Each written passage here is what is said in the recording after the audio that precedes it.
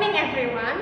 Before we start our lesson today, let us sing a song. The title is Bapa Engkau Sungguh Baik.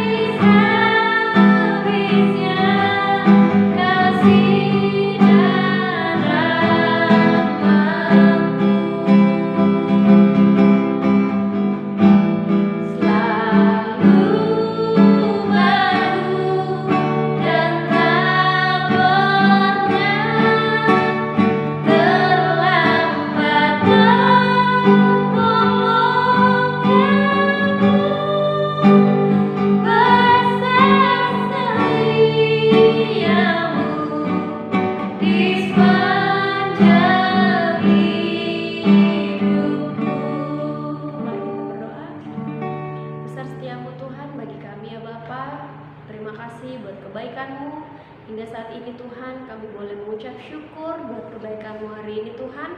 Kami akan memulai pembelajaran kami, kiranya Engkau menuntun kami dari awal pertengahan hingga akhirnya ya Bapa. Terima kasih Bapa yang baik, terima kasih Tuhan Yesus. Kami berdoa dan mengucap syukur, haleluya, amin. Anak-anak, hari ini kita akan memulai pembelajaran kita. Anak-anak, jangan lupa untuk menyiapkan buku cetak, buku tugas dan juga buku catatan kalian. Nah, untuk pembelajaran berikut ini kalian bisa simak video berikut ini. Anak-anak, kita memulai pembelajaran kita hari ini mengenai mengasihi sebagai sikap hidup remaja beriman. Kompetensi dasar menerapkan teladan Yesus Kristus dalam hal berkarya bagi sesama dan dunia. Tujuan pembelajaran ini yaitu peserta didik mampu mengidentifikasikan perbuatan yang dapat menyatakan ungkapan syukur. Nah, pembelajaran ini Miss ambil 2 bab, yaitu bab pembelajaran yang ke-8 terakhir. Begitu juga nanti yang pembelajaran 9. Untuk menjadi berkat, kamu harus diberkati Tuhan terlebih dahulu. Ketika Tuhan Yesus memberkati kita, otomatis kita pun akan memberkati orang lain tanpa harus disuruh oleh seseorang. Di sini dalam Bilangan 6 ayat 24 sampai 26, Allah berjanji memberkati, melindungi, memberi kasih karunia, damai sejahtera, menyertai dan menuntun setiap perjalanan. Nah, itulah yang Allah janjikan di dalam kitab Bilangan 6 ayat 24 sampai 26. Kenyataan di sekitar remaja. Kita tahu bahwa masalah remaja bukanlah hal yang baru. Bahkan di sekitar kita banyak dijumpai remaja-remaja yang terkena banyak masalah. Baik narkoba, pergaulan bebas, rokok, miras, aborsi, dan lain sebagainya. Kita dapat melihat di sekeliling kita, bahkan orang-orang yang ada di sekitar kita, kita tahu banyak yang melakukan sesuatu hal yang atau tindakan yang tidak baik. Ya. Jadi banyak masalah yang dilakukan oleh para remaja di luar sana. Di mana-mana tidak terjadi ketidakadilan Bahkan ada diskriminasi dan masalah remaja yang memprihatinkan. Permasalahan ini bukan hal yang baru dan jauh dari lingkungan remaja. Bahkan di sekitar kita dapat kita jumpai remaja-remaja yang terkena kasus-kasus tersebut. Nah, sebagai remaja yang dikasihi oleh Tuhan, apa yang harus kita lakukan? Apakah kita harus menutup mata dengan terhadap apa yang kita lihat? Apakah kita tutup mata dengan mereka? Tentu tidak. Allah mau agar hidup kita bermakna bagi orang-orang di sekitar kita. Oleh karena itu, sudah sepantasnya kita hadir sebagai teman-teman kita yang memiliki masalah untuk memeluk mereka, menjadikan mereka teman dalam hidup kita. Yang dapat kita lakukan sebagai remaja yang takut akan Tuhan adalah menerima mereka tanpa menghakimi. Mereka mungkin sudah merasa cukup bersalah karena kesalahan yang mereka perbuat. Oleh sebab itu, kita bukan berarti harus mengucilkan mereka atau membicarakan mereka, namun kita merangkul mereka, mengajak mereka, menerima mereka. Lalu yang kedua, kita dapat mendoakan mereka agar Tuhan memberikan anugerah, pengampunan dan kekuatan untuk bangkit dan menjalani hidup. Jadi di sini kita mendoakan mereka agar Tuhan menganugerahkan pengampunan dan memberikan kekuatan bagi remaja-remaja yang memiliki masalah atau memiliki kasus-kasus seperti yang di atas. Lalu yang ketiga, memperkenalkan mereka kepada Tuhan. Yaitu jika mereka belum percaya, kita kenalkan bahwa Tuhan adalah Tuhan yang pengasih, Tuhan yang pengampun, mau mengampuni setiap orang berdosa. Oleh sebab itu kita boleh menjadi bagian dari mereka, menjadi teman mereka untuk saling mendukung, saling menguatkan. Lalu yang berikutnya, mengajak persekutuan doa atau ibadah agar mereka dapat dikuatkan oleh Tuhan dari teman-teman persekutuan atau teman-teman yang ada di sekitar. Lalu yang terakhir, mengunjungi panti rehabilitas. Kita tahu ketika orang-orang memiliki pergumulan atau memiliki masalah, mungkin mereka depresi, sehingga harus mereka direhabilitas. Oleh sebab itu kita sebagai anak-anak Tuhan, kita mengunjungi mereka, memberi kekuatan bagi mereka. Lalu berbagi pengalaman hidup bersama penghuni panti dan penjara, serta mendoakan mereka. Nah, dengan demikian, apapun persoalan yang sedang dihadapi, kita tidak akan pernah merasa sendirian. Di dalam Mazmur 105 ayat 119 dikatakan, "Firman-Mu pelita bagi kakiku dan terang bagi jalanku." Di sini diibaratkan bahwa firman Tuhan itu seperti pelita. Pelita itu menerangi, meskipun kecil, namun dia akan dapat menerangi, menjadi terang bagi kegelapan, dan kegelapan itu pun akan musnah walaupun tidak sepenuhnya. Artinya apa? Firman Tuhan menerangi jalan setiap orang, jalan yang dilalui orang. Orang tidak dapat bekerja di malam hari tanpa cahaya. Demikian juga dengan hidup manusia. Kita tidak akan bisa melakukan segala hal tanpa Tuhan, tanpa firman. Firman itu adalah perkataan Tuhan. Oleh sebab itu apa yang kita lakukan sesuai dengan firman Tuhan. Lalu di dalam Matius 5 ayat 13 ayat 13 sampai 16, di sini menceritakan tentang garam dunia. Kamu adalah garam dunia. Oh, berarti asin, bukan ya, Nak ya? Namun di sini dikatakan garam. Apa sih garam itu? Mari kita lihat bersama-sama. Menjadi garam berarti mampu memberikan rasa bagi orang lain atau memberi pengaruh yang positif. Jadi di sini setiap orang yang hidup bersama orang-orang yang takut akan Tuhan akan mendapat pengaruh yang positif. Lalu berikutnya, mencegah pembusukan. Di sini artinya yaitu membedakan hal yang baik dan jahat, serta mampu mematikan pengaruh-pengaruh jahat dalam diri sendiri maupun orang lain. Berikutnya, garam itu mampu untuk mengawetkan. Jadi di sini maksudnya terus-menerus melakukan perbuatan baik bagi sesama kita. Ya, kita selalu melakukan kebaikan. Jadi yang terakhir, bahwa garam itu pun dapat larut dalam air. Berarti di sini kita terpanggil untuk berkorban dan menunjukkan jati diri kita.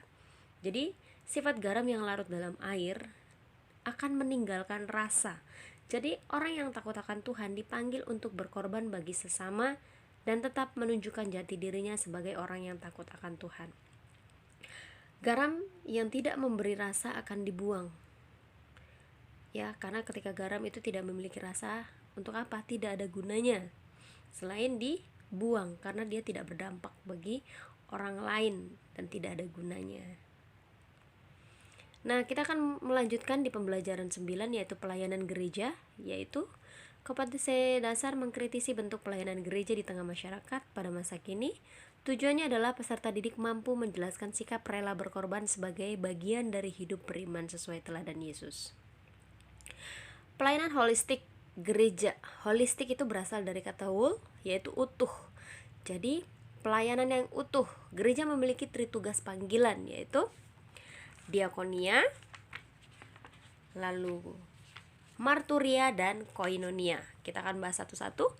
Diakonia yaitu pelayanan. Ada beberapa jenis pelayanan diakonia. Yang pertama diakonia karitatif. Kalian bisa membaca di pembelajaran 151 sampai 155.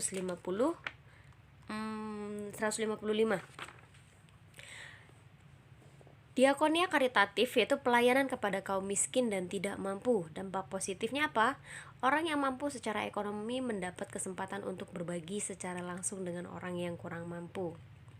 Lalu yang kedua, diakonia reformatif yaitu pelayanan yang difokuskan kepada pemberdayaan sumber daya manusia dan sumber daya alam yang dimilikinya. Di sini dengan keyakinan bahwa kemiskinan dapat diperangi dengan meningkatkan keterampilan, pendidikan, dan pengetahuan. Contohnya, manusia dapat membuat suatu kegiatan atau membuat kursus agar mereka diberi pembelajaran atau seminar atau penyediaan koperasi agar mereka dapat diberdayagunakan. Ya, tentunya agar tidak ada lagi pengangguran, ibaratnya seperti itu ya nak ya. Lalu yang ketiga, diakonia transformatif, yaitu pelayanan untuk memberdayakan manusia demi kehidupan bersama yang lebih baik. Contohnya pelayanan yang dilaksanakan gereja dalam rangka memberdayakan individu untuk peduli kepada terbentuknya kehidupan yang damai dan adil. Jadi, di sini latar belakang pelaksanakan diakonia transformatif yaitu keyakinan atas tugas gereja untuk menjadi pembawa pembaruan di masyarakat. Jadi di sini perlu bersuara dan bertindak untuk mengatasi keadaan tersebut. Tanggung jawab yang dimiliki oleh gereja dalam diakonia transformatif sangat besar. Karena untuk membawa pembaruan di masyarakat, gereja harus terjun dalam berbagai hubungan sosial politik yang ada di dalam masyarakat tersebut.